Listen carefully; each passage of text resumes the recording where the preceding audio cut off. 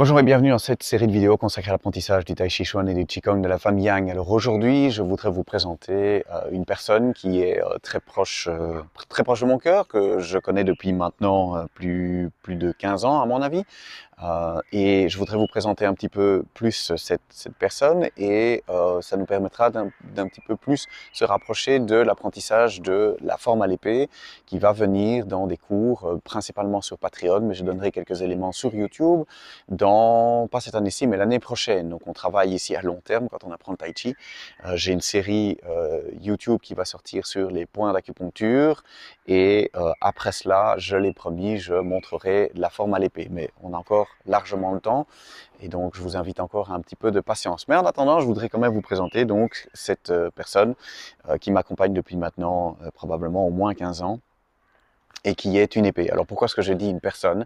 Ça, je fais référence à un très très beau livre qui s'appelle La pierre et le sabre et la parfaite lumière, qui est l'histoire romancée de Miyamoto Musashi, le fameux le plus célèbre samouraï, donc qui est japonais. C'est une littérature japonaise. Je vous invite à découvrir ces deux livres qui sont extrêmement importants pour la culture japonaise et pour la culture des arts martiaux en général. Eh bien, on parle, comme vous ne serez pas étonné de savoir que les épées avaient une personnalité et étaient très très fortement liées à leur maître ou à la personne qui les porte. On retrouve cette symbolique dans le Tigre et Dragon, un film chinois cette fois-ci, dont j'avais parlé dans une vidéo précédente, où Destiné, l'épée magique de Li Mubai, est extrêmement proche de son maître, au point même que l'on peut envisager que l'épée est un personnage à part entière. On parle dans La pierre et le sabre des polisseurs d'âmes, qui sont les polisseurs des épées, donc les personnes qui sont spécialisées dans le fait de polir et de déguiser l'épée. On les appelle dans La pierre et le sabre les polisseurs d'âme. Donc c'est pour dire que l'épée est très proche de la personne qui la porte. Alors, cette épée, je vous la montre rapidement.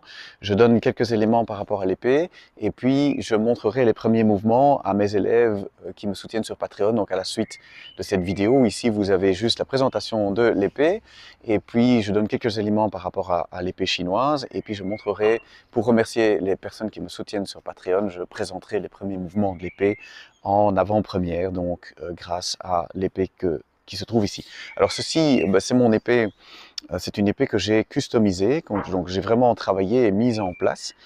C'est partant d'un modèle en bois que l'on avait reçu, on avait acheté quand on apprenait l'épée dans l'école dans laquelle j'ai appris le Tai Chi.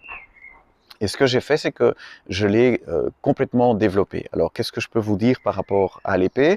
C'est que l'épée est une arme qui est qui n'est pas courbe, qui est en ligne droite comme ceci, et qui tranche sur le dernier tiers ici, la première partie ici étant beaucoup plus épaisse et non aiguisée. Le jian, donc l'épée chinoise traditionnelle, ne coupe que sur la partie ici au-dessus. Donc on va parer, pour protéger le tranchant, on va parer les attaques avec la partie inférieure, les deux premiers tiers, et puis on va trancher ou percer avec la partie qui est ici au bout. Alors qu'est-ce que j'ai fait comme travail? Et ça va être important de le préciser. Qu'est-ce que j'ai fait comme travail sur cette épée en bois tout à fait classique? Eh bien, je l'ai équilibrée. Il faut savoir que les épées normes, et on a ça ici aussi en Occident, l'épée doit être plus ou moins équilibrée à l'endroit où on la tient. Donc moi, j'y suis presque. C'est-à-dire que si vous voyez où le point d'équilibre se trouve, je suis à peu près ici au niveau de la garde. Ce qui est impossible à avoir, alors comment est-ce que j'ai fait ça? Eh bien, j'ai percé ici le pommeau et placé du plomb ici à l'intérieur et refermé le bois ici autour avec de la pâte à bois que j'ai poncée. Donc ça, c'est la première modification que j'ai faite ici. Et première indication importante pour vous, eh bien, les épées, si elles sont correctement équilibrées, doivent être équilibrées plus ou moins ici au niveau de la garde. Ce qui est impossible évidemment avec une épée en bois dans laquelle on n'a pas fait ce travail ici d'équilibrage avec du plomb, parce que évidemment vous allez avoir le poids de la lame en bois, mais ici épée d'entraînement, qui va emporter et l'équilibrage va se faire alors vers l'avant. Vous allez sentir que l'épée tombe vers l'avant. Cette épée ici, je peux la tenir à 2 doigts ou presque, comme ceci, et elle tient toute seule parce que le point d'équilibre se trouve ici. Donc première modification ici qui est spécifique au travail de l'épée épée Jian chinoise, mais on trouve le même principe dans les scrims et dans les épées médiévales, dans certaines épées médiévales en tout cas, ici en Occident et en Europe. Alors, autre modification, je vous en donne encore 2. J'ai tressé du cuir ici, donc c'est un artisan cuir qui m'a expliqué comment le faire. J'ai torsadé du cuir qui avait passé la nuit dans du blanc d'œuf et de l'eau mélangée, parce que le blanc d'œuf permet de coller, donc c'est un artisan du cuir qui m'a expliqué cela. J'ai torsadé une bandelette de cuir dans un premier sens, tourner à l'extrémité et revenir dans l'autre sens, donc c'est un croisé. Et quand, fixé évidemment au bout, et quand le cuir a séché avec le blanc d'œuf dedans, eh bien le cuir se serre et les 2 torsades s'écrasent l'une l'autre, ce qui donne la poignée ici que vous avez ici qui est cuirée. Donc ça c'est ce que j'ai fait.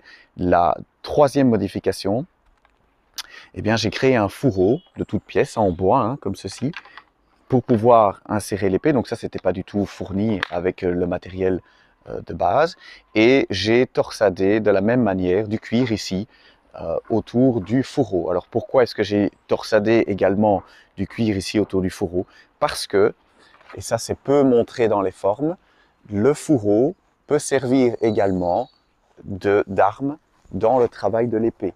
Donc on ne se débarrasse pas nécessairement de son fourreau. D'ailleurs, comme on le sait dans La Parfaite Lumière, l'opposant de Miyamoto Musashi jette son fourreau en dégainant son épée, ce à quoi Miyamoto Musashi répond: tu as déjà perdu, tu sais que tu ne vas pas rengainer ton sabre, et c'est pour ça que tu t'es débarrassé de ton fourreau. Donc, le fourreau peut servir comme arme également, on peut frapper avec le fourreau, et donc on le tient comme ceci, ce qui explique le mudra de l'épée, comme ceci, puisqu'on tient le fourreau, qui nous sert également d'arme, ou qui peut être utilisé dans les mouvements de l'épée. Donc voilà, ça c'est un petit peu d'informations par rapport au Jian, à l'épée, dont je présenterai la forme d'ici une bonne année, puisque je dois d'abord faire les points d'acupuncture. Voilà, je vous remercie beaucoup de me suivre ici sur YouTube. Si vous avez des questions ou des remarques, placez-les dans les commentaires.